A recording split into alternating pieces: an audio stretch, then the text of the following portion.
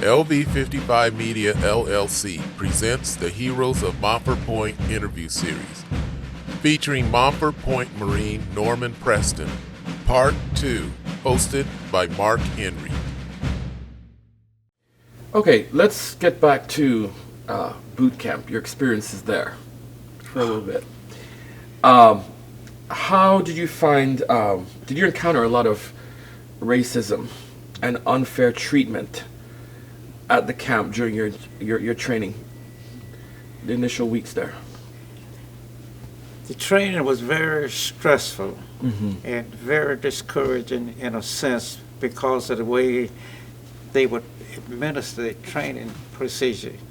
And it was so much different and so more horrible on blacks than it was whites. And the conditions you had to train under. And then in the course of your training, you encounter so much bigotry and hate. And then once you get out of the training process and get your little 10-day leave and come back to the Marine Corps, and you still purchase your all blue uniform, you go home all hyped up and, Marine this and that.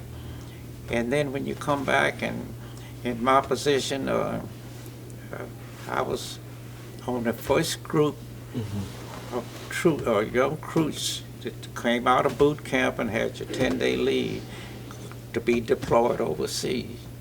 And instead of being deployed, the first sergeant was from Cincinnati, Ohio.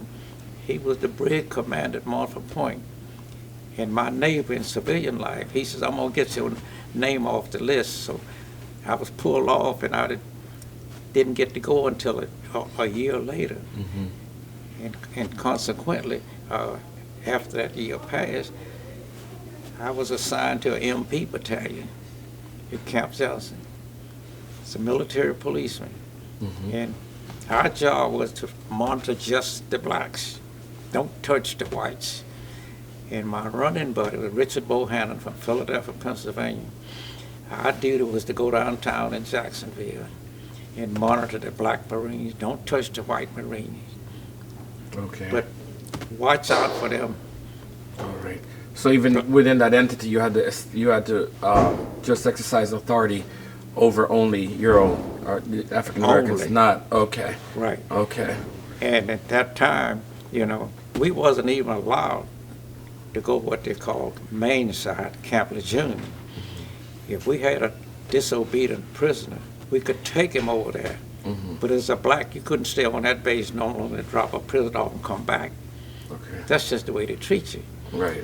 And then when you go to town, regardless of what a white Marine said or did, you couldn't touch him. That which is going to lead to my next question. Actually, even if you saw them committing a crime or something, as an authority figure, you still could not exercise that authority. You had no simply authority because they're white.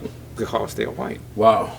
But if they're black, you can pick them up, take them to the Montford Point, where they're blacks only, and the black was in control.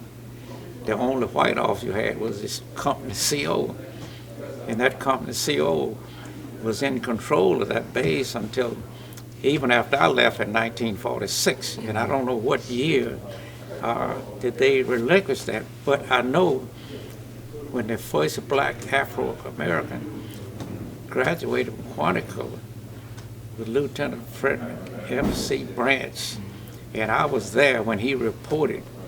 This was the white CEO of the camp. No, Branch was a first black Afro-American. I see. After he graduated from Quantico, now the commanding officer of that base was white. And I was there, and I greeted Lieutenant Branch, and I stood right in the company of Major Casey when he told him, said, there's no place in this Marine Corps for a black officer. Branch saluted him, said, thank you, sir. He left the Marine Corps. And when the Korean War started, he came back and worked his way up to major. And he stayed in the Marine Corps. I think he died as a major. But that just goes to show you. And I go back to today past history. And our president of the day, I like his theory that yes, we can. Right. Right. And in those days, you didn't realize what a powerful statement that It was. is. Those 3 words, indeed. Right. Indeed. But if you stay around long enough, you realize that is a powerful word. It is. Yes, we can. Yeah.